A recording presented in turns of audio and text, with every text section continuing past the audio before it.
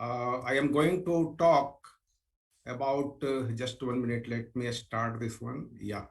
So my topic he has given me the diabetic nephropathy, and I say it is a tangled web to unweave. Let us see what has happened. My process is very easy. How the diabetic nephropathy develops, how to diagnose, and the most important, how to tackle it. So this is a very, very important thing to understand.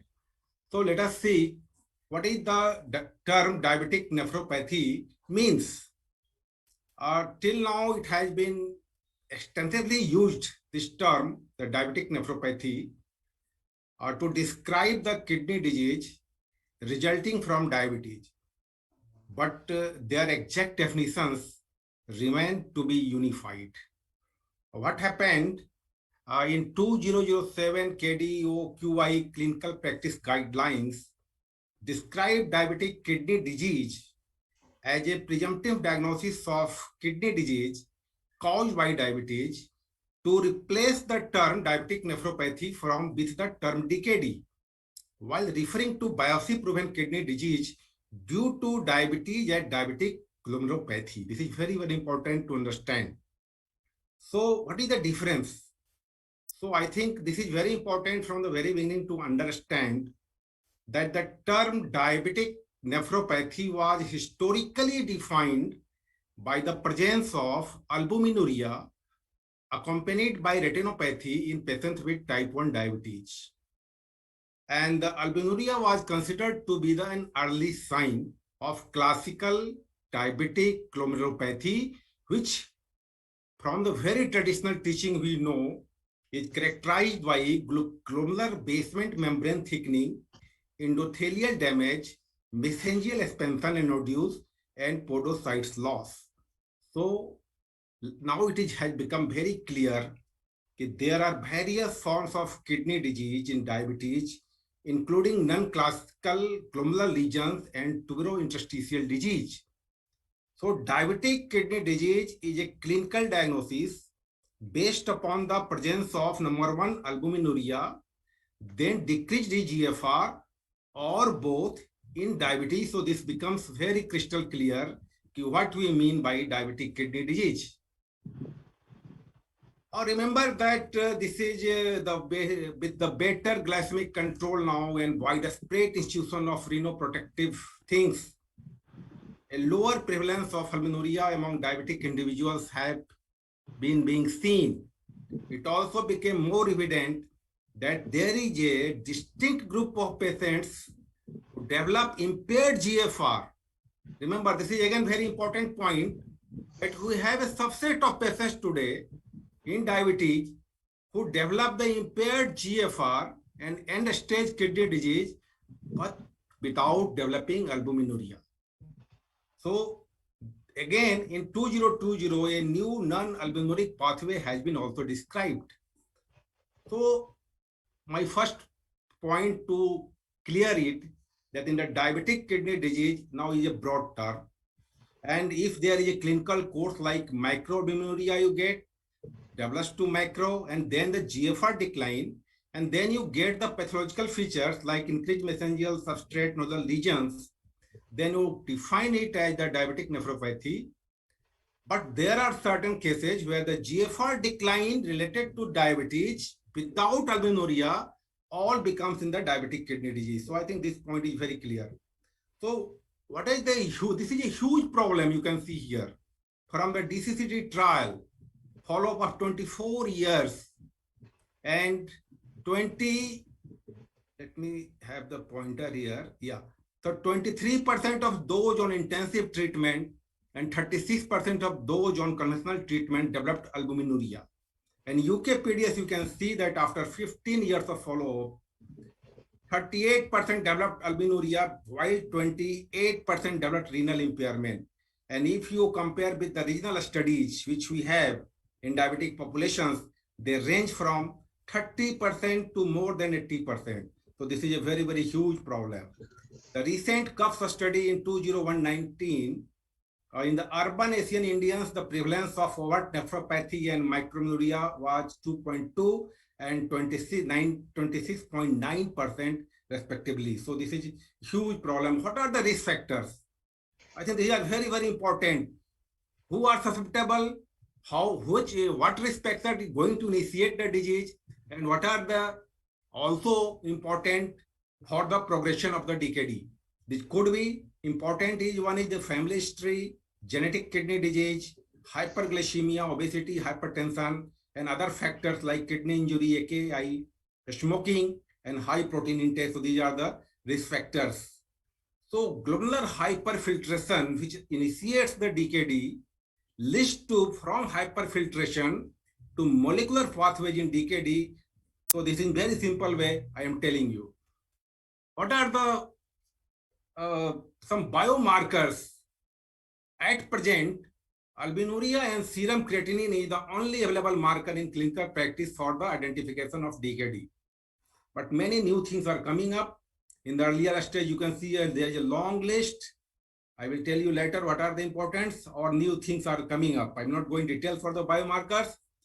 To sum up here, how this development of diabetic nephropathy occurs, there is hyperglycemia, hypertension, increases the angiotensin II, leading to hyperfiltration of the enlarged kidney, leading to breakdown of glomerular filtration barrier, then develops the microalbuminuria, then macro, leading to decrease in GFR, capillary occlusion, then protein reabsorption and accumulation in the renal epithelial cells, and then release of any vasoactive and inflammatory cytokines, then the tubule and podocytes damage, then occurs the tubular atrophy and fibrosis, podocyte destruction, ultimately leading to the renal failure. And these are the basic things which we know in the histology what happens, like KW lesions and other things. I'm not going details for that. But what is important is the proportion of people with diabetes who also have CKD has remained relatively stable, approximately 25 to 30% over the past 20 years.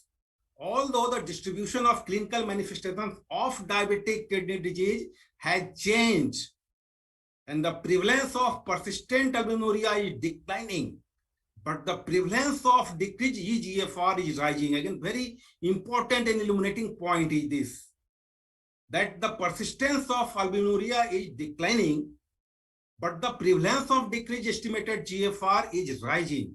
It is unclear whether the natural history and rate of progression of diabetic kidney disease differs according to the diabetes type. So these are some new things which we must be aware. The likelihood, the take-home point so far, the likelihood that the diabetic nephropathy, the cause of diabetic kidney disease, varies widely depending upon the clinical conditions. And it is likely that diabetic nephropathy is the cause of diabetic kidney disease in type 1 diabetes of 5 or more years of duration with albuminuria, but the frequency can range widely in type 2 diabetes. Only a kidney biopsy can confer in certainty what is happening. So once thought to be a single and unidirectional natural history of diabetic kidney disease is changing. A decline of eGFR to below 60 ml, but I told you again that sometimes if there is rapid eGFR decline, it could be of greater prognostic value. And this, I think we must remember, we must keep in our clinic to just stages of this clinical thing. The other thing is very important. What is the non-albumuric diabetic kidney disease? As you see here, that the reduced eGFR in diabetic patients can occur in the absence of albuminuria. So among patients with type 1 diabetes and reduced eGFR, suppose less than 60, 7 to 24% are non-albuminuric. And among patients with type 2 diabetes and reduced eGFR, 39 to 52% are non-albuminuric. So this is a huge problem again, which we must be very much aware. And this is higher in women. So there is now a difference between the DKD and NDKD. So what are the things, how we should suspect that patient is not a diabetic kidney disease, but it could be a non-diabetic kidney disease. So if you get a short duration of diabetes, if there is no diabetic retinopathy, if it's getting high, heavy proteinuria, more than 8 gram, decline in GFR is inconsistent with the natural course of diabetic nephropathy. If the patient has got hematuria, acute kidney injury, rapidly progressive renal failure, suspect that this is not a diabetic kidney disease, but it is, or it could be non-diabetic kidney disease. So I think again the same things I have shown here, that a judgment that alternate etiologies are unlikely by these things, and this must be remembered today. Now let us, the second part is how it manifests and how to diagnose a case of DKD. You will see here that in the average annual rate of decline of eGFR is 0.5 to 1 ml per minute per year. But in diabetes, you can see here, it is more than 3 ml per minute per year. So if you get in our clinic, if you get a patient of eGFR, which is impaired, that is less than 60 ml per minute, and if you have done a urine spot test with the USCR, and you get an albuminuria that is more than 30 milligram, and that is a spot sample, this you can take as case of DKD.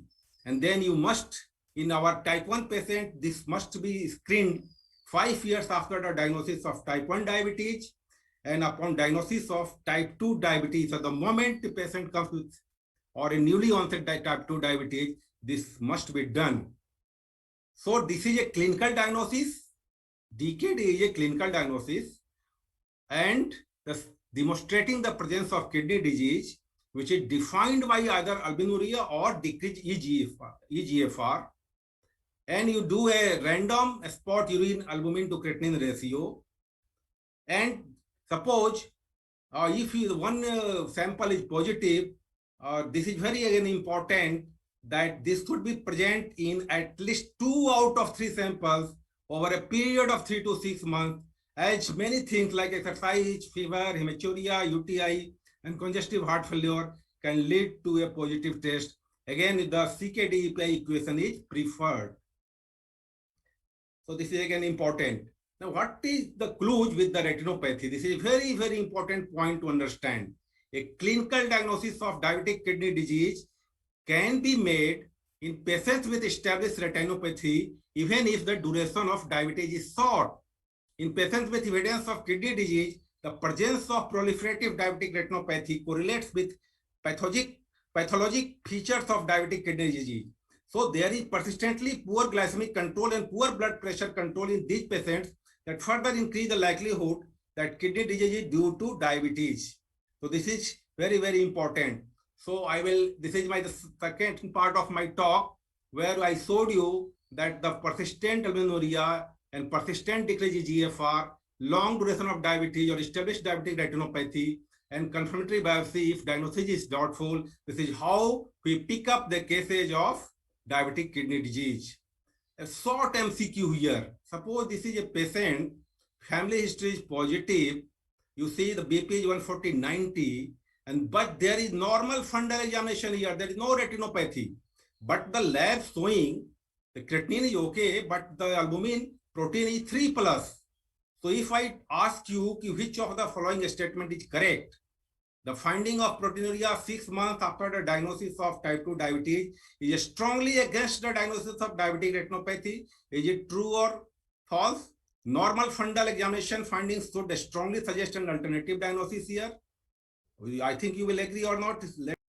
Let us know. And the most likely diagnosis here is again diabetic nephropathy, although there is no retinopathy.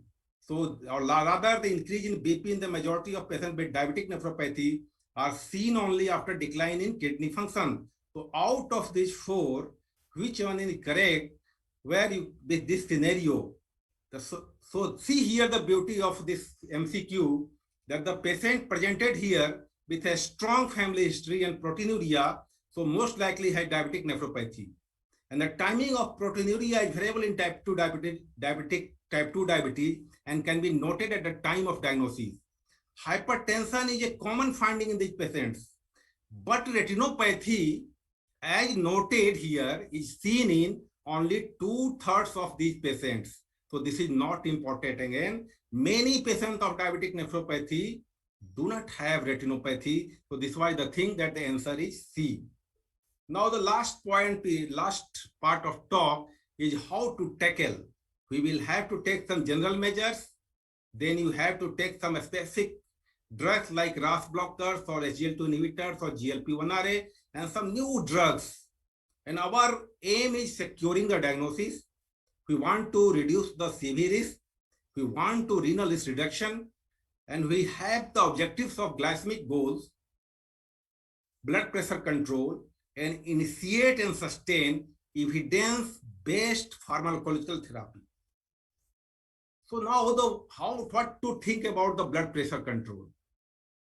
This is quite crystal clear today that more intensive versus less intensive blood pressure lowering in patients with chronic kidney disease reduces mortality and prevents cardiovascular morbidity. A more intensive blood pressure lowering may prevent end-stage kidney disease. In patients, if we got severely increased albuminuria, that is defined by urine albumin excretion more than 300 milligram per day, so you can here prevent also. And whenever you choose an antihypertensive therapy, which will be required for the most of your patients, in such cases, the combination of an ACE inhibitor or ARB, you add with a dihydropyridine calcium channel blocker is preferred. This is again very important point. So goal of the blood pressure has been shown here.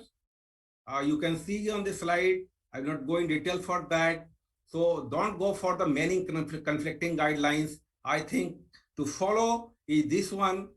When there is risk factors, your systolic would be 125 to 130 and 80 here, less than 80. Or if none of the above risk is lower risk, then you can go for this one. So this should be quite clear. What about the glycemic controls? In patients with type 1 diabetes, high quality data today suggest that intensive blood glucose control may prevent, remember, may prevent the development of DKD, and more limited data support the strategy of intensive blood control in patients with kidney disease. So glycemic control target in patients with type 1 diabetes and DKD is ideally a HbA1c of 7% or less. Here I'm showing you in here with a type 1 diabetic and ideally, but all the goals should be tailored to the individual, balancing the improvement in microvascular complications and the risk of hypoglycemia. The approach to target the HbA1c 7% or less if tolerated is similar in patients with type 2 diabetes, although fewer supportive data are available than the type 1. So you must think about the risk of hypo and other things. And this is very, very important slide. So you must take care of the severity of CKD, microvascular complication, comorbidities, life expectancy, hypoglycemia awareness. And according to that, if it is your goal should be from this to this way, if you have got these things, this side, your target should be less, but definitely it should be less than 8 here if the things are high here. So today, the current treatment, as I told you, is the cardiovascular risk reduction, glycemic control, blood pressure control, and inhibition of RAS, SGLT2 inhibitors, and GLP-1RA. Remember, this is a very, very important to understand. Single but not the dual RAS inhibitors should be used in the DKD. We have lots of studies and which say us, and this is quite clear today, that we should not combine RAS inhibitors with the ARB. To ACE and ARB should not be combined. We have today lots of data with the collaborative trial, renal trial with the losartan or IDNT, with irbesartan or ERMA2 study with the irbesartan.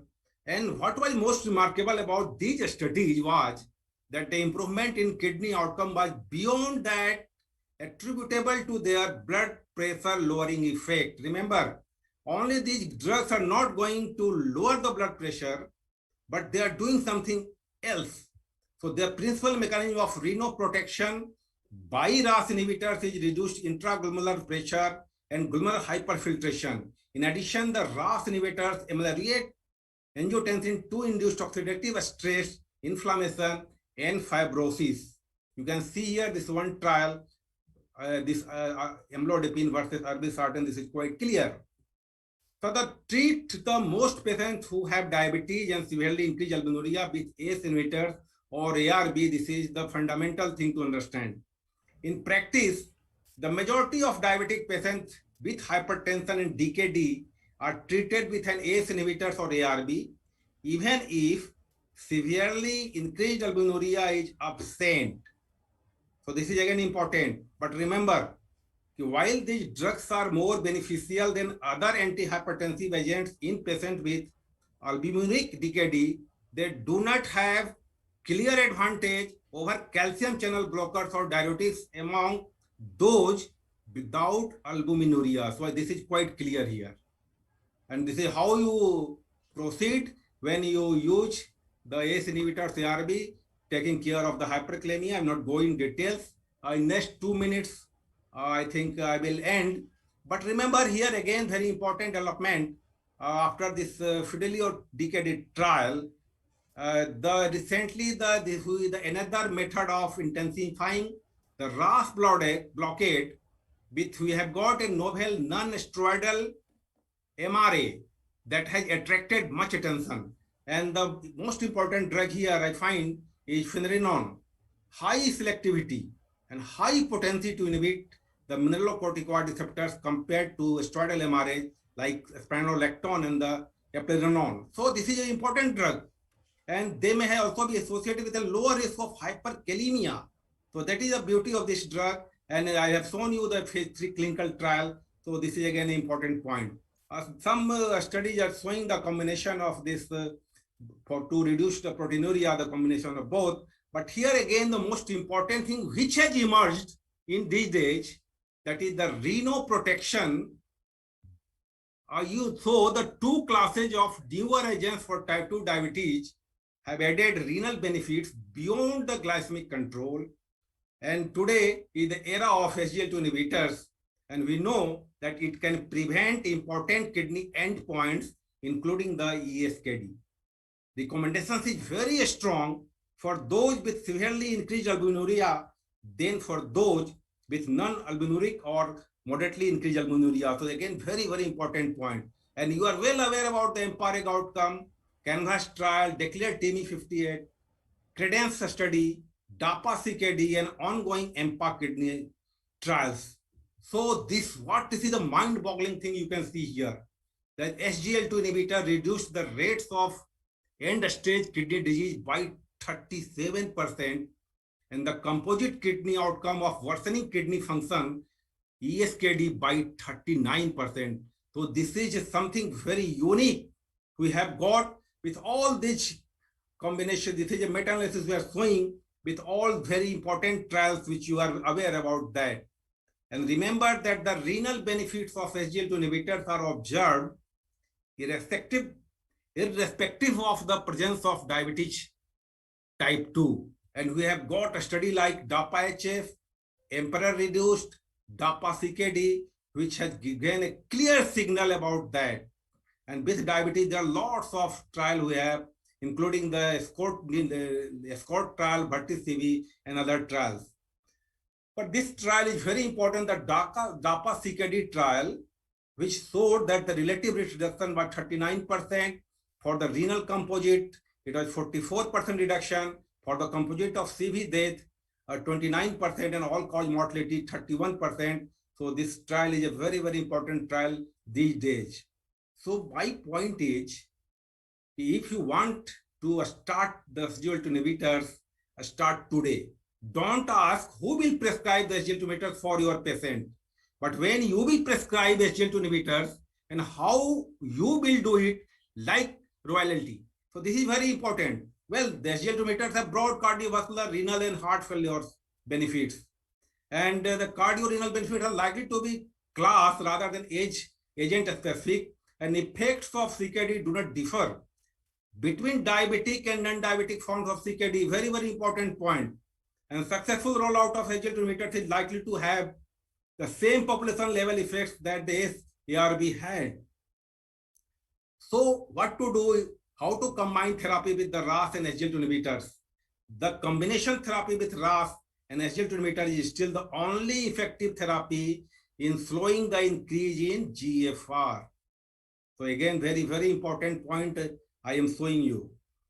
How these act by glycosuria, natriuresis, reduced albuminuria, decreased glomerular pressure through restoration of tubuloglomerular feedback.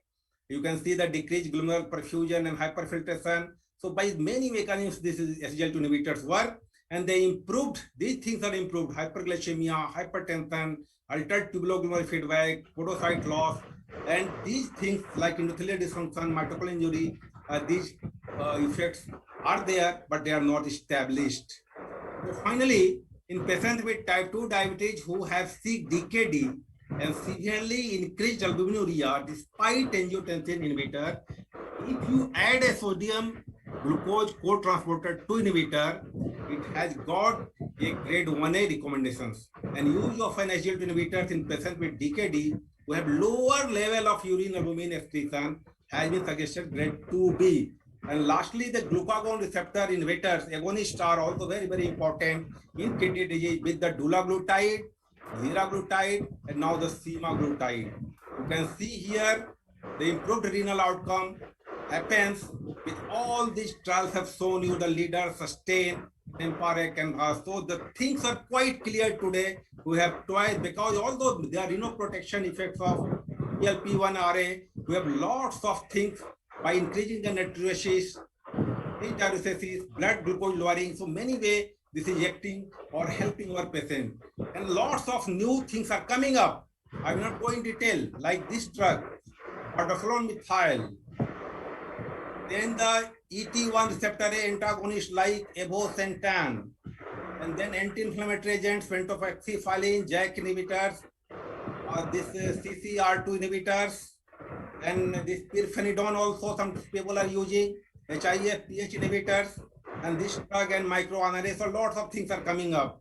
You should monitor the such cases by this test, and sometimes these things are regions for referrals of the patients.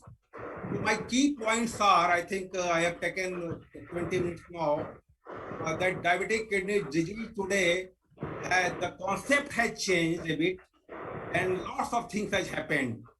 And regardless of intensive treatment with hyperglycemic control, blood pressure control, and the use of RAS blockades, still the prevalence of DKD remains high. And recent studies suggest that the spectrum of DKD has been changed and many progresses have been made. And large portions of type 2 diabetic patients with albuminuria could have overlapping non-diabetic glomerular disease. And in such cases, you might need the kidney biopsy. Today, we don't have a sensitive and specific biomarkers, but a combination of circulating tumor necrosis factor receptor like TNFR1, 2, and kidney injury molecule 1 provides predictive value for DKD progression, although it is not available to some places, maximum places. Artificial intelligence you can use, and you must add the SGLT2 inhibitors. And this is, I already showed how to diagnose such cases. This overlaps from the diabetic nephropathy to non-proteinic pathway. I have already explained you, and this is a flow chart we will start. And these three things, these are important for the forthcoming drugs, which can change the scenario of the treating diabetic nephropathy. Because this trial showed the effectiveness against the DKD, and then the HIF pH inhibitors, some trials are showing very, very important things. So for all your patients, you need a lipid management, blood pressure control, glycemic control, exercise, nutrition, and a smoking cessation. But for most of the patients, you need RAS blockade and the SGLT2 inhibitors, and some patients who might need antiplatelet therapy. By this, I will end here. Thank you very much.